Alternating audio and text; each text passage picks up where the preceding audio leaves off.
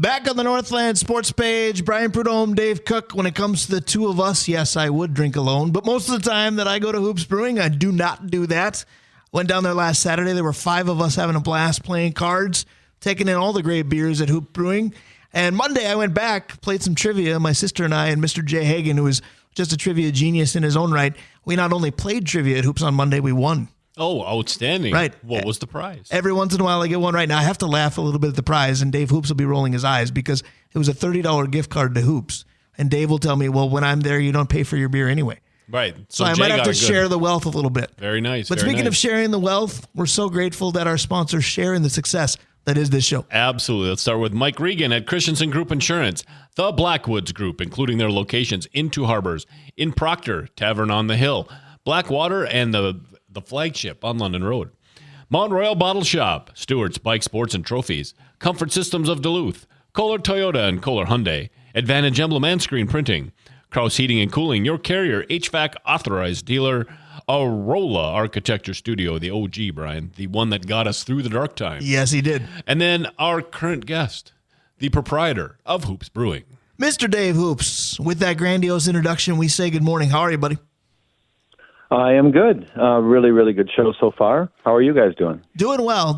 And I have to say, obviously, winning makes everything more fun. We wouldn't know that as Minnesota pro sports fans, but trivia down there at Hoops Brewing on Monday nights is really, really fun, win or lose.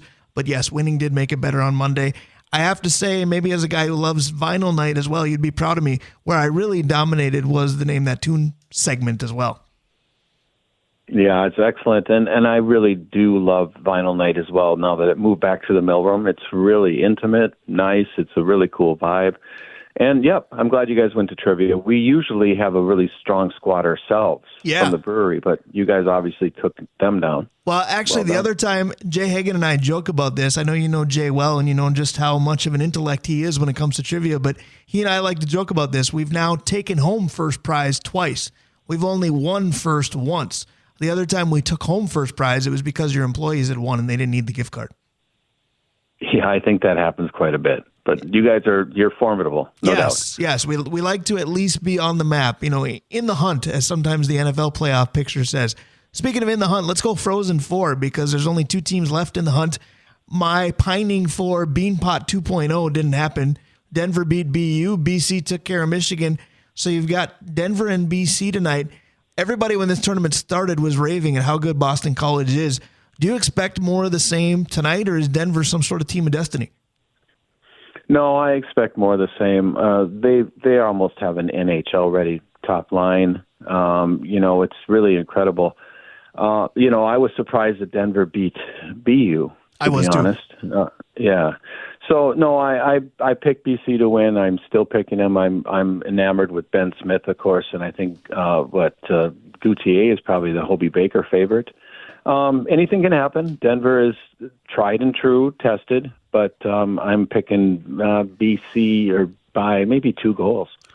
I'll tell you this. You mentioned the Hobie Baker. It might also be the Denver goaltender, and if he's playing the way that he has, it might be different tonight, but that might be their best shot, to have a goaltender that's been standing on his head. Speaking of enamored, though, you've long been enamored with UConn basketball, both on the men's and women's side. The men did it again, and you talk about a professional-ready lineup with BC for hockey.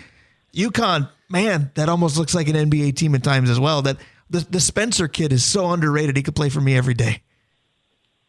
Well, you make a great point. They lost 3 players from last year's dominant team to the NBA, and they were, I don't even think it's an argument, they were even better this year. Yeah.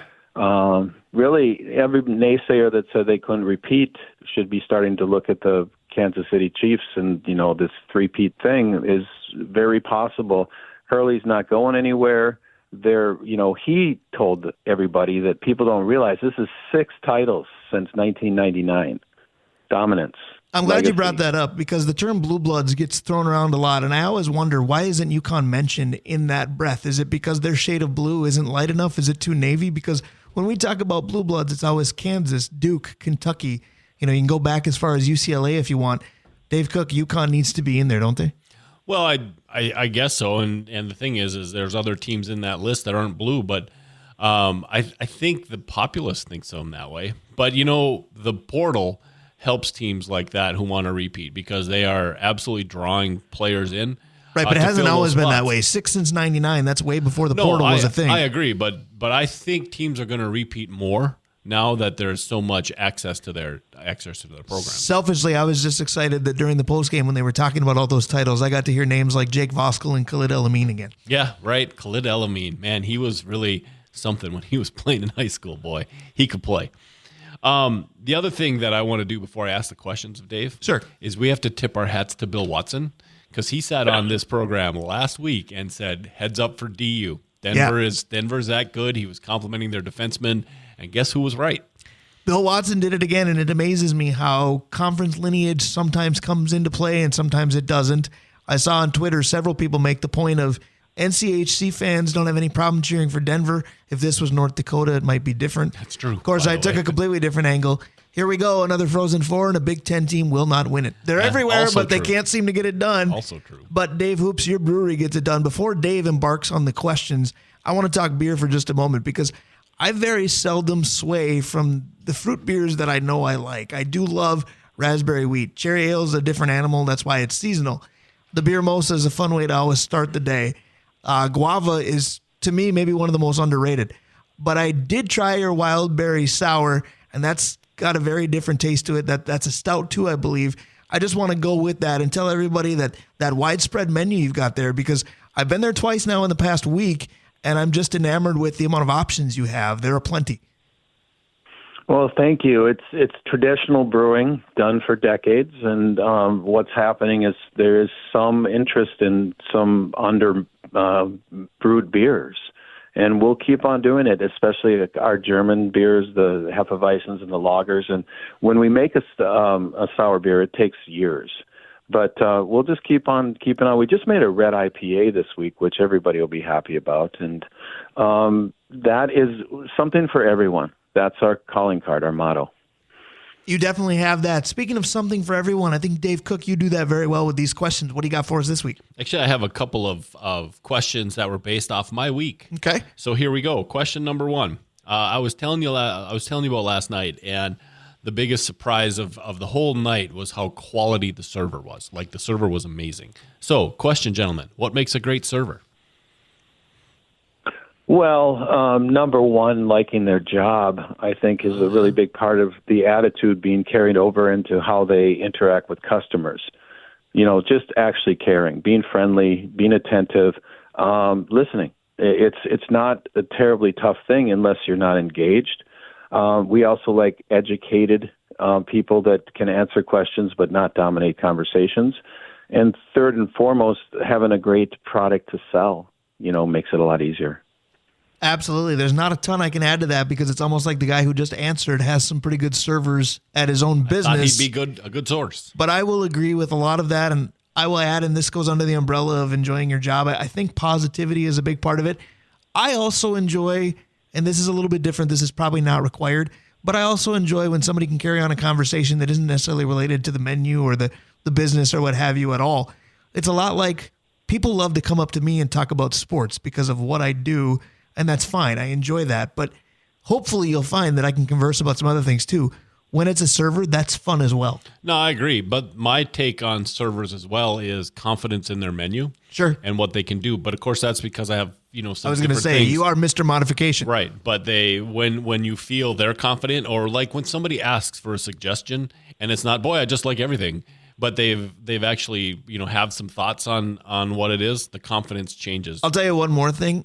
I like the generation of servers now don't seem to be like it was when I was a kid. I swear that there were servers that would just watch and wait for you to take that first massive bite and then come over and ask how your food was. So you go, it doesn't happen as often anymore. All right, guys. So my road trip to Dallas is over, and we finished it with the eclipse. Right, we were in Dallas when the eclipse happened. That was. Did really you want me to bump out with Bonnie Tyler? I didn't think that far ahead. No. My question is this: so last week we talked about road trip needs, what you have to have when you go on a road trip. Correct. So, guys, I'm wondering what your favorite road trip memory is. You asked us this last week, but I wonder if you had a new one in the week that happened. I asked this last week. Well, let's move along. We don't have a whole lot of time, and I blew that one. So let's go to the next one.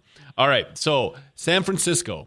In San Francisco, stores are leaving in droves. Okay. I am wondering if, as you're sitting now, is there a store that, one, you'd like to have come to Duluth because you've shopped it elsewhere? This is easy now. And then, or the flip side, what store are you like? And I don't want to go locals because none of us want to see locals close. Sure. But if there's a national that ended up leaving, which one would you miss? Dave Hoops, I'll let you go first. Well, I came from San Francisco, and it's a real shame about the Union Square where all the big outfits operated and everything is kind of boarded up. So coming here, I guess Trader Joe's has been bandied about a lot. It was before, in the Costco days, and now Costco's here. That's a pretty good outfit. Aldi's a good outfit. It's already here. They're inexpensive. But I guess a Trader Joe's would be nice if you want to talk national change. I do like Macy's too, but they're gone too. Yeah. So that's my answer. Dave Hoops, I have a question for you real quick. Are you sitting down? Yeah. Okay, because this might jar you, but we're in complete agreement yet again.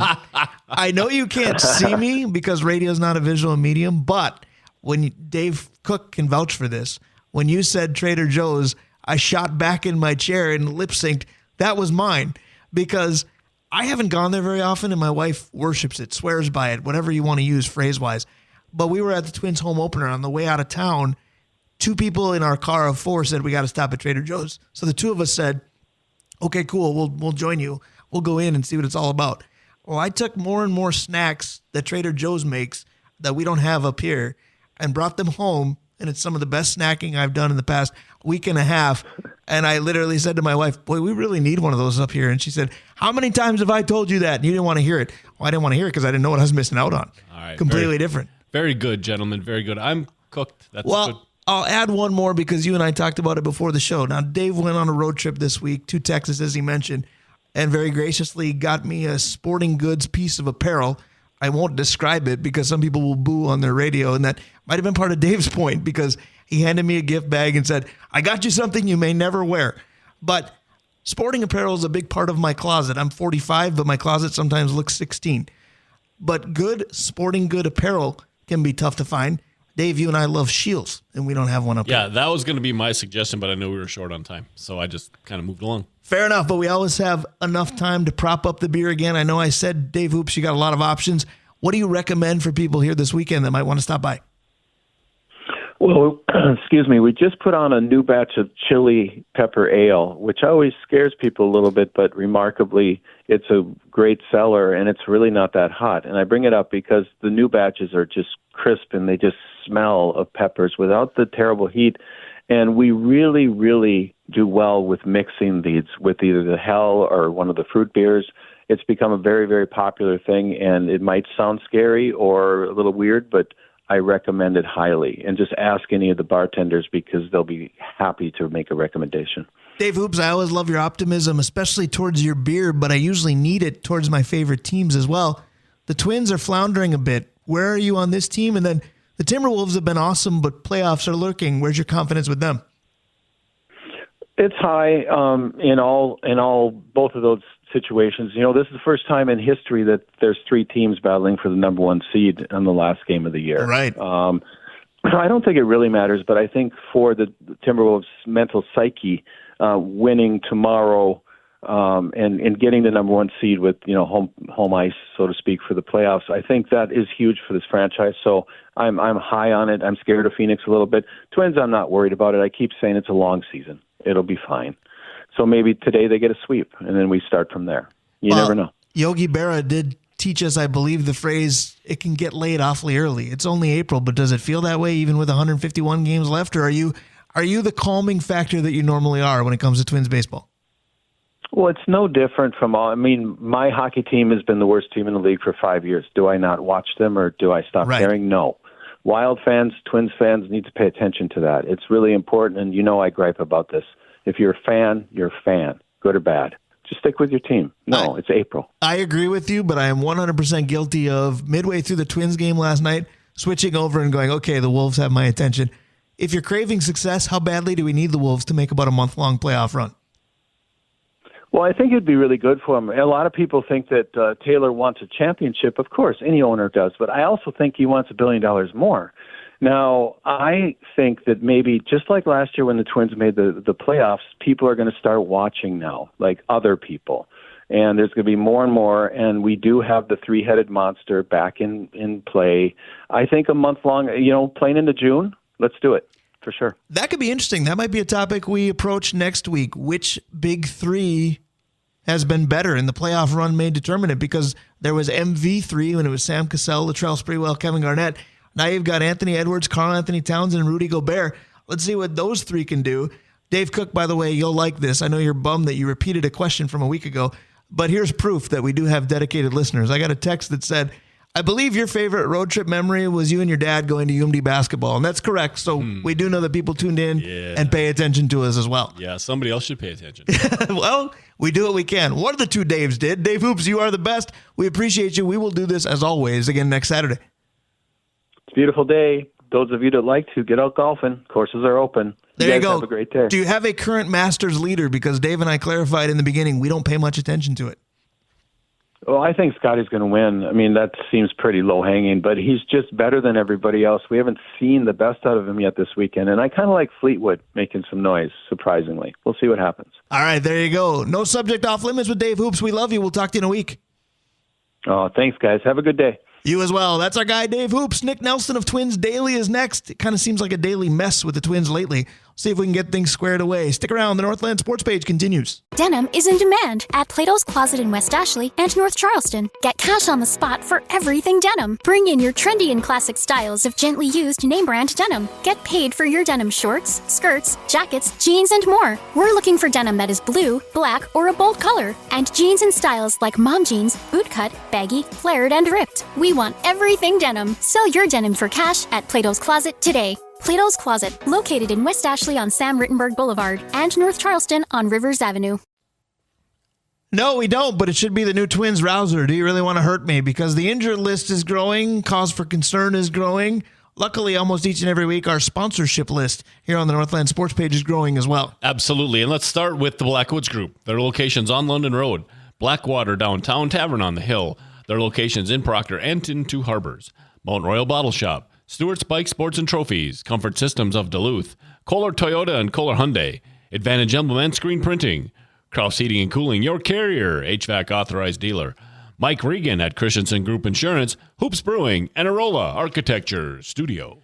Very thankful for each and all of them. At the same time, we're always thankful for Nick Nelson of Twins Daily. He joins us here in just a moment. I feel like the Twins Daily have been a cause for concern, and that's being nice. So I'm looking for some optimism for somebody who follows them daily like I do, and I go to the guy who works for Twins Daily. Nick Nelson, good morning, buddy. Good morning. How you doing, gentlemen? Doing okay. Now, I asked you off the air, I said, you're not injured, are you? And you said, no, I'm good. Hopefully I can make it through the call. And sadly, that kind of feels like what we're down to, because different day, different Twin, dropping like flies. Big knock last night with Carlos Correa landing on the injured list this morning. Yeah. I mean, it's been about as rough of a start to the season as you could think of. I mean, I guess the good news, if you're looking for it, is that it's still not halfway through April yet, so these guys have a lot of time to heal. But being without your best reliever and your two best hitters within the first couple weeks of the season is quite the punch in the gut. Yeah, it's interesting that so many of the big name storylines, now you can end the sentence with, well, they're not available, because kind of the cornerstone, pun somewhat intended, of this team was going to be the left side of the infield with Royce Lewis and Carlos Correa. Well, about that, we don't have either one for the foreseeable future. There was obviously consternation with Max Kepler's inconsistency, but there was, hey, look at that second half last year. Well, about that, he stunk, and now he's not available either. Well, we got a great closer. Well, we kind of have a different one every day.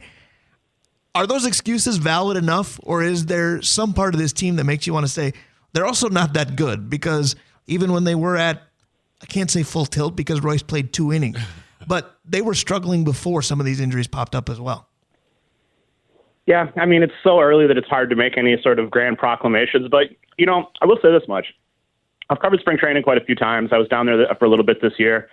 The Twins under Rocco Baldelli, maybe under previous managers too, but under Baldelli, they really seem to not take it very seriously. I don't know if that's the right word, but it just seems like an annoyance that they want to get through. They're going through the motions. And this year especially, it was just, They just wanted to get through it. There was no, intensity. There was no position battles. They had the worst record in the Grapefruit League. And there was just this attitude that it doesn't matter. When the game starts mattering, it'll turn around. And it didn't. They look like the team like they looked in spring training. They're flat. They're not hitting. They're not pitching well in certain situations. So I think you look at that, and it's hard not to think that maybe there was a little complacency that carried over beyond just these injuries. So, Nick, thanks again for coming on. I wanted your opinion. Now, Austin Martin is now up, and Willie Castro, I hear, is kind of the go-to guy at third base. And I'm wondering if we're going to get a chance to see Martin play multiple positions now that there's holes in the lineup, or is he just going to be super sub up here? Yeah, it's a good question. It sounds like they're going to start with Willie Castro as the regular shortstop here while Correa's down. I assume we'll still continue to see a lot of Kyle Farmer at third, but I don't think they really like Miranda there. So I think on the days that Farmer's not at third, it's going to be interesting to see who's playing there, how much trust do they have in Martin's arm. Obviously, Austin Martin's played a lot of shortstop in the minors, so he's got the arm for it if he needs to play it. So I think that's a great question. I think it's going to be really interesting to see where he shows up in these lineups. I saw he's in center field here in the first game today. So with that, is that the answer to the Kyle Farmer question that I was going to have? Is it because they don't like their other options at third that much? Because before Carlos Correa drama with two different organizations before coming back here, it certainly appeared like Kyle Farmer was on track to be the everyday shortstop for Minnesota. I'll be honest, I'm shocked by the revelation that Castro is going to be playing shortstop every day. Obviously, Kyle Farmer's salary is very high for a backup player, which was something that was talked about a lot with the payroll cuts during the offseason. You're going to pay $6.5 million to a backup infielder. And one of the reasons I thought maybe it was sort of a defensible decision is he's your best shortstop. He's your best backup behind your best player. You got to have a solid backup at shortstop in case Correa goes down. Turns out they don't even seem to look at him as a shortstop. They like Castro better, who is not a good shortstop. So I don't know. It just makes me question the Kyle Farmer signing even more. Like, you look at the depth on this team and how it's being worn away already, and every dollar that they could spend elsewhere would have helped.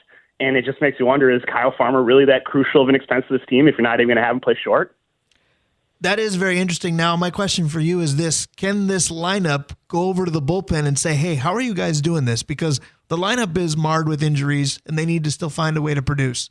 Early on, the bullpen is missing a lot of key cogs with injury, and at least in high leverage situations, they've been good.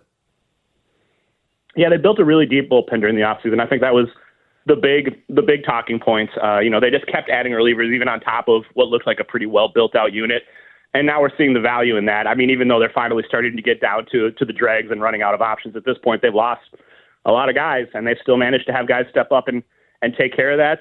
What you worry about with regard to what you're talking about is the ebbs and flows, right? Eventually, this bullpen is not going to have a 1.5 ERA or whatever they have. And at that point, they really need the offense to come around. And even if they do, then it starts to swing, and maybe the bullpen starts with the downswing. So that's why it's just really tough to be enduring these horrible offensive slumps in the beginning of the season again, which seems like it's happened for 3 straight seasons. Nick, reading some different sources and whatnot, one of the strangest headlines I've seen in a while is pitchers blame pitching for injuries. And I'm wondering what your take is on all the kerfuffle now about pitchers worrying about the hard sliders, the hard curveballs versus the way that used to be pitched on elbows and shoulders. Are you seeing that as like the trend, guys, get over it, that's just going to be the way it is? Or do you think we're going to make some changes back the other direction? I tend to think that the genie is sort of out of the bottle on this one. I think that the injuries are simply a result of guys pushing their bodies to unbelievable limits, throwing as hard as they can, trying to put as much spin as they can on the ball in order to forge a career for themselves. And then once you've gotten into that mode, there's really no going back. I think it goes beyond pitching a little bit too. I mean, look at all these soft tissue injuries to the hitters that we're seeing. It's just the game of pro baseball is brutal, and you get hurt a lot playing it. Obviously, the proliferation of pitching injuries is very concerning, but I just don't see what they're really going to be able to do about it. And, for all the talk from the MLBPA about the pitch clock shortening being a big factor, I don't think that's really that big of a factor. I just think it's the fact that all these guys are throwing so hard from such a young age and throwing with so much spin. I agree with you on that, but I want to go back to something you said, just a question before that, when you said, these April doldrums or the general malaise has kind of been 3 straight seasons. And you're right, and that could be cause for hope because they've kind of pulled their way out of it for the most part to at least be a contender. Big difference, though, has been this division has allowed them to do that. Right now, it doesn't look that way. Kansas City's playing better. Cleveland is Clevelanding. They have an interesting way to win, but they're pulling it off. And Detroit was supposed to be the next class in the division right behind the Twins. They may run away with this thing. Is your concern a little bit higher because the distance is growing even early in the season? Not really. I mean, if it continues to go this way and they keep just dropping games to division opponents and, getting blown out like they did yesterday by Detroit or in the last game against Kansas City, I think that will be cause for concern. But I'm not going to let my perception of these teams totally transform because of a couple weeks of games. I think especially Kansas City's really playing over their head right now, which good for them. I mean, good for them and their fans, but I don't see that keeping up. Cleveland kind of still seems like the biggest threat, but they lost Bieber, which is just such a huge loss for them. So I'm still not really afraid of this division, and that's kind of one thing that gives me some hope. If the Twins can just hang in there and endure some of these early bumps in the road, they can get back on track and take it over here later in the season. Your answers keep segueing nicely into another question for me. You used a word that I love. You used the word perception, and I want to ask about that. I'm enjoying the fact that it seems that casual interest in baseball is up a little bit. Now, the Twins could be an exception as well because cutting payroll and people have talked about crowds going to Target Field, what have you. But I feel like the general interest in baseball is up. But is the perception off? Because, social media, I say this all the time, can be a cesspool if you look deep enough in it. And people are reacting to a team that is 4-7 and writing them off. Do we all need to be reminded that there's 162 of these? You can't live and die week to week in baseball?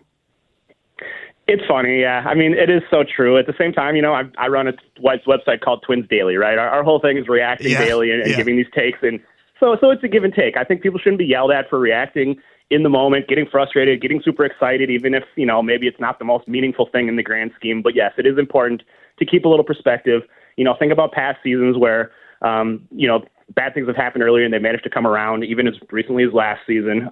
But also, I mean, we've seen how bad it can spiral and the season can just be lost in these early weeks. I mean, 2021 is coming very much to mind, all the disasters that took place and they were never able to rebound from it. So I think that's the precedent that has people really anxious right now.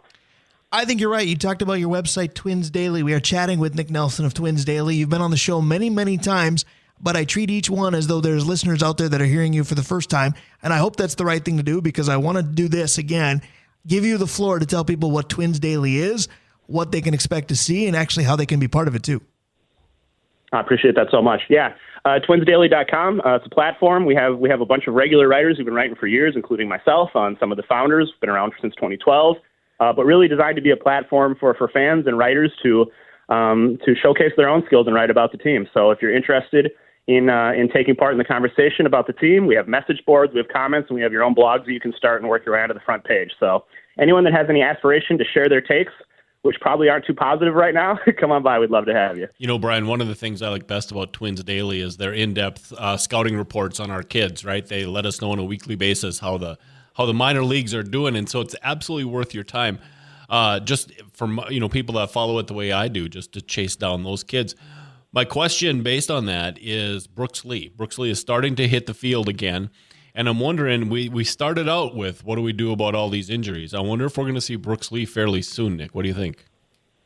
I think as soon as he's healthy and ready to play, we're going to see him. Yeah, I mean, we talk about all these tough injuries at the major league level, but the timing of that Brooks Lee injury when everyone in spring training, he was impressing everyone so much, and everyone was saying, how can we find an opportunity to get him on the major league roster as quickly as possible? And now it's like the two guys that were in front of him on the depth chart have gone down, and he's not here to step in. So, yeah, it sounds like he's been dealing with back spasms that kind of started to bug him late in the spring. It sounds like, from what I understand, this is, the back issues have bothered him a little in the past, but this is an especially bad sort of bout. But to your point, I do think he's getting to the end of the recovery timeline and going to start getting on the field here again. So I think if, by the beginning of May or early May, they could get him into the action, that would make a big difference to rejuvenate this offense. Obviously, if and when Brooks Lee joins this club, it'll be Major League debut time for Mr. Brooks Lee. But I want to talk about another guy that would not be making his debut. In fact, he's been part of kind of some funny factoids about the Twins. At a time, a season ago, I believe, that this gentleman was sent down. He also led the team in RBIs. I'm talking about Trevor Larnach. Is Trevor Larnach on his way back here at some point, either A, because Max Kepler is still injured, or B, Matt Wallner is bordering on unwatchable? How long is the leash for Trevor Larnach to come back to the big league level? Yeah, he's another guy that I think is going to have an opportunity to return real quick as long as he shows he's healthy. I believe he just started a rehab assignment yesterday or the day before in Fort Myers, so I'm sure he's going to work his way up to St. Paul. They probably wanted to let him get some swings in warmer weather. But, assuming that goes well, probably within the next week or two, I think he's going to be in the mix. I don't think Kepler's going to be out super long, but to your point, Wallner has just looked unbelievably bad, and I think they just want any extra bats and bodies they can get at this point. They called up Jair Camargo, the third catcher today, I saw, just because they need a guy. They don't really have a need for a third catcher, but they need bodies. So I think Larnach, given his age, given his experience, and I think he still has some upside to be a high-quality player as a former first-round pick, I do think he's going to be coming up pretty soon if he's healthy. Segues continue to pile up for me. Nick, you and I should do a podcast because you're good at this, because I want to talk about catchers a little bit. I'm going to give you a chance to get back on your own soapbox, because I kind of agreed with you with your take on Vasquez in the start to the season, but the numbers would make you look foolish. Go ahead and give your take on why you think he's been a positive. Yeah, well, I wrote an article for Twins Daily, I think yesterday, just talking about how with the payroll reduction, the pressure is really on guys like Correa and Vasquez, who are pretty highly paid. They signed those guys when their payroll was exploding a year ago. And now, those two, I think, combined make almost 40% of the payroll on their own. So obviously, pretty rough to have Correa go down the day after I write that. But all the more pressure on Vasquez to earn his salary. And to my eye, I think he's looked really good coming off a very tough first season with the Twins. I know the offensive results haven't been there, but if you look at some of the underlying metrics, the ex-WOBA, exit velocity, the way he's hitting the ball, he's been really strong. He's just been getting really unlucky. And the defense and sort of what he brings, in terms of intangibles, I think are really valuable and underrated. We see it in these games, like when he received that throw from Correa and laid down the tag earlier in the game. He's had some great throws down to second base, throwing out runners. I think he's a really strong defender, and at the catcher position, that can be so overlooked. So just trying to raise a little appreciation for Vasquez. Obviously, he's still just a part-time player, and I think Ryan Jeffers is 1A, but that might change if Jeffers doesn't start hitting, because he's another guy that hasn't looked very good early on. Yeah, it's starting to make you wonder if last season that was so good was a bit of a one-hit wonder for the Twins. I want to talk about a couple pitchers at the back end of the rotation, and then that's going to be it for me question-wise. Dave, if you have more, you can jump in. We got a few minutes left. But the back end was going to be the question, and it turns out to be Varland and Paddock in that order. Varland, I already made this joke once on the show, but if you're just tuning in, I said if the kids say it, I'll say it too. Louis Varland so far ain't it. But Chris Paddock coming back from that injury, I don't want to say I'm supremely confident in Chris Paddock, but this early, I kind of like what I see. Am I crazy for thinking that, or is there something there? No, I think it's just all about health with him. I don't think anyone really doubts the stuff. He was a very good pitcher before he got hurt. Looked fantastic, obviously, out of the bullpen in the short stint. Late last year, pitched really well in the playoffs.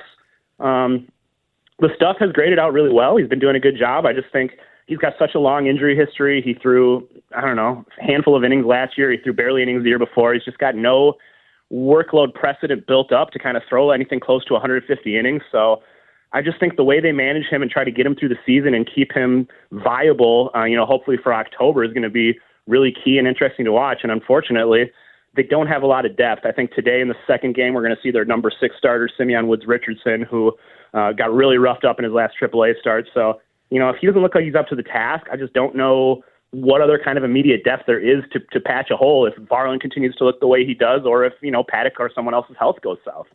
Well, that's what I was going to say. If Woods-Richardson doesn't pan out today, and one start is a very small sample to judge somebody on, but are you calling Jake Odorizzi? Because I would. I don't know. Yeah, I saw the Rays just parted ways with him. I mean, you'd have to understand what he's looking like and where he's at this point, but I thought Odorizzi was a really good pitcher for the Twins, and desperation is setting in at this point. They need capable arms that are going to be able to give them some starting depth, because we all know you're not going to get through the season with 5 starters. Nick, in the world of knock on wood, I was just reading your article on the Correa Vasquez thing. And I ask all the questions and he gets to read your stuff. It's not fair. The headline would have been good had you not subheaded it. So the headline is Twins need Correa and Vasquez to live up to their salaries. Perfect. The subhead, so far so good. And so we all learned lessons down the line. I think that's the lesson. It was true at the time. It was, absolutely. Can't throw that to the universe. Right. Now the real moment of truth will be you grouped Vasquez in there. If he gets hurt this weekend, we're going to tell you to stop writing. Yeah. Yeah, that's fair. That's fair. But speaking of writing, to close it out again, I want to have you tell everybody what Twins Daily is, because if they're not going there, they're missing out. Yeah. But if you've got, fledgling writers out there and they want to be part of it, let them know how. Yeah, great place to write. I recommend starting in the blog section, and there's a very low entry barrier there. I think you have to comment 3 times on the site with your account to prove you're not a bot, and then you can start blogging. And if we like your stuff, or if you reach out to our editor, there's going to be opportunities to get on the front page and find an audience. And if you just want to read about the Twins from sort of an empathetic fan point of view as we go through some struggles here, it's a great place to check out. Awesome. That's a perfect thing to say as we're bumping you out musically. We know you can't hear it, but it's REM's Everybody Hurts. No confirmation yet as to whether or not that's actually the new Twins theme song. But you did help us hurt a little bit less today. Yeah. Nick Nelson, I love doing this Thank with you. Nick. You can guarantee that I'll be hitting you up a few more times this season. Love it. I'm ready anytime. All right, excellent. That's our guy, Nick Nelson of Twins Daily. I still follow the Twins Daily, but my goodness, it's getting harder.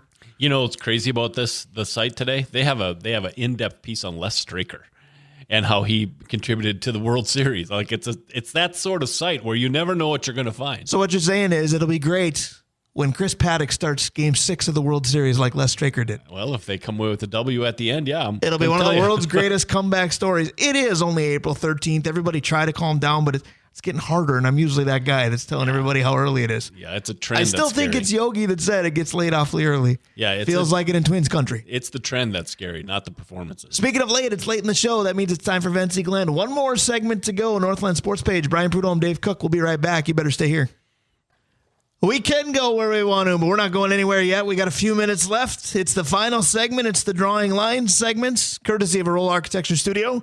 It features Vencie Glenn. We do the safety dance once again. Drawing Lines in a Roll Architecture Studio, they've been part of our show essentially since day one. They help grow the list of sponsors. Dave Cook has got the rest of them right now. Absolutely. Let's start with Hoops Brewing. Mike Regan at Christensen Group Insurance. The Blackwoods Group, including locations on London Road, Blackwater downtown, Tavern on the Hill, Proctor, and Two Harbors locations. Mount Royal Bottle Shop, Stewart's Bike Sports and Trophies, Comfort Systems of Duluth, Kohler Toyota and Kohler Hyundai, Advantage Emblem and Screen Printing, Kraus Heating and Cooling, your Carrier HVAC authorized dealer, and as you said, Brian, the sponsor, the OG sponsor, and the sponsor of this part of our show, Arola Architecture Studio. Yes, Ryan Arola, a good buddy of mine. Hope to get a chance to maybe see him this weekend. One of my favorite people to talk sports with, but let's bring in one of my favorite people to talk just about anything with. We were doing that off the air and having some fun. Vencie Glenn, my favorite text from you recently, and I got a bunch of them, is when we were coordinating today's appearance, and I said, do you want to do it or not? Because there's not a lot new, but we love having you. And you said, you don't ask a baller if he wants to play ball and expect a negative response. I loved it. Good morning, buddy. Good morning, guys. I'm always ready. We love that about you. Now, the question is going to be, are the Minnesota Vikings going to be ready to make potentially a franchise-altering draft? But again, you've said, hey, they already altered things because they changed their identity, going from, a boatload of money tied into Kirk Cousins to revamping a more formidable defense again. Is that more exciting to you, or is it more exciting to know that potentially a franchise quarterback is waiting in the wings? To me, I don't look at individuals. I'm just not an individual guy because it's a bigger game than that. It takes more than just one person. I played with Hall of Famers. 6 on one team. We didn't win the Super Bowl. 6 future ones on one team. I just look at the chemistry and the makeup and the direction that the leaders want to go. You're only going the directions that the leaders want to go, and the leaders are not always in the locker room. You have managers making good decisions. You have coaches making good decisions. You have scouts and all that. So it's a combination of different things. It's not about one guy. Everybody makes football about one guy. And then you come in and 5 years later, that one guy is being traded or cut or going to somebody else's team, and you're talking about how do we pick up the pieces. I just think it's more of a combination of what kind of identity we want to have as a team. And if you go at the bigger picture, you can fill in the smaller pieces, and it's not just getting one guy. Vencie, on my trip to Dallas, we were talking a lot about, frankly, this segment because my buddy that I went with loves this segment, and he asked me to ask you this combination of questions because we were talking draft. He said, so ask Vencie, when he was brought in, who were the vets that took him under his wing? Who were the vets that he was in awe of when he stepped on the field, maybe on his own team, maybe on a different team? Oh, that's a great question. I was very fortunate to get drafted by the New England Patriots in 1986 in the second round. And they had just came off the Super Bowl against the Chicago Bears 3 months earlier. So I'm playing with a bunch of all-pros, future Hall of Famers, and it's unreal. Raymond Berry was the head coach. And to be honest, they all took me under their wing. Andre Tippett took me under his wing. Stanley Morgan locker was right next to mine. he had a contract with Pony. He gave me all his Pony shoes because he was getting boatloads by the day, and he gave me new shoes, and they took me in. But, more than anything, I held my own. Back then, you had to hold your own. It wasn't like, they gave you because you was the first or second round. They didn't care. In training camp, they treated you like a rookie. And me and Mike Ruth they had 2 second-round picks. Reggie DePard went from SMU, went in the first round.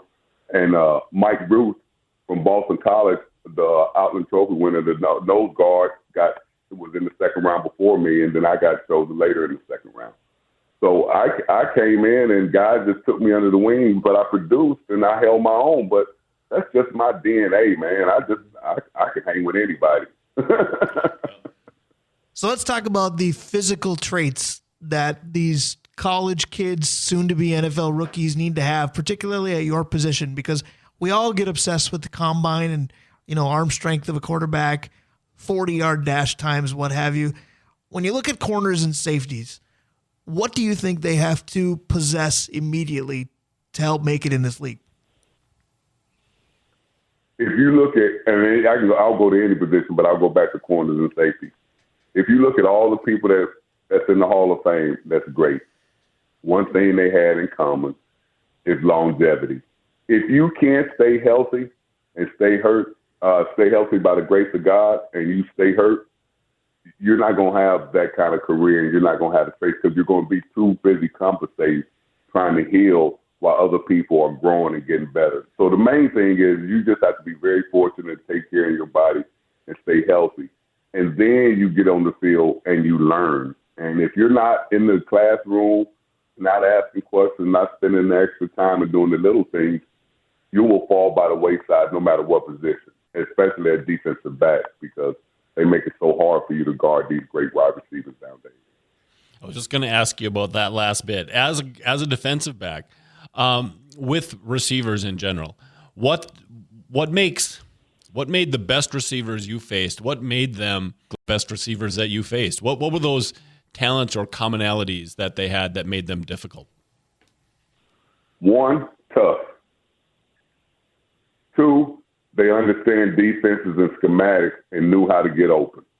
And more than anything, all the great ones will tell you, if you don't understand angles on a football field to help you, you will get beat every time. It's just angles.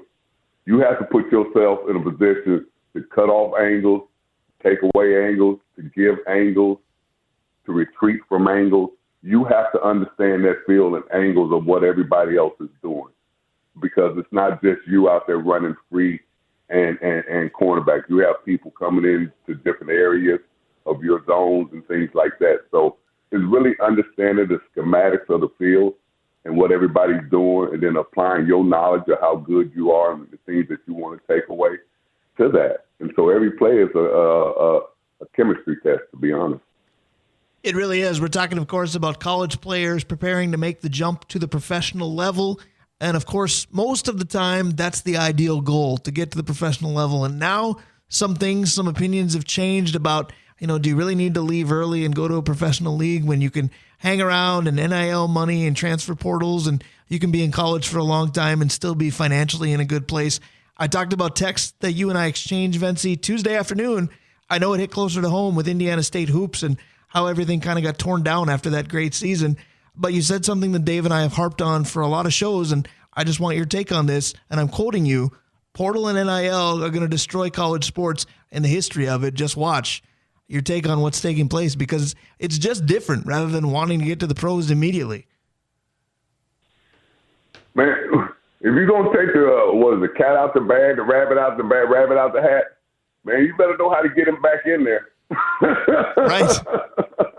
Because they open a can of worms, and they didn't prepare for this with coaches and teams and universities and everybody talking about, the great 17, 18-year-old student, but it's destroying university.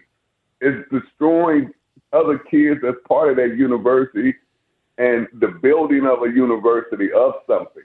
And that's why you go to the college. That's why you see alumni come back, because even if they didn't play sports, they love their school.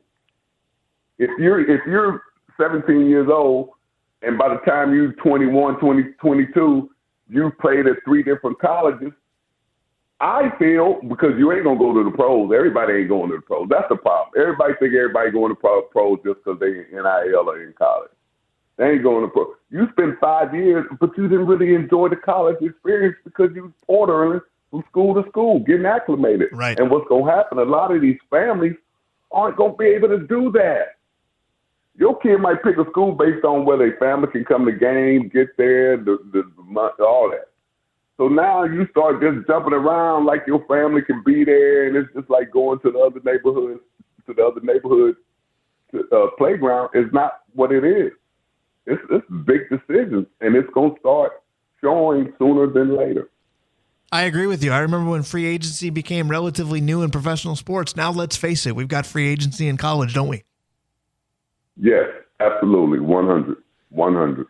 So I probably. And here's the thing about it. Go ahead. You don't even have to really prove yourself in college.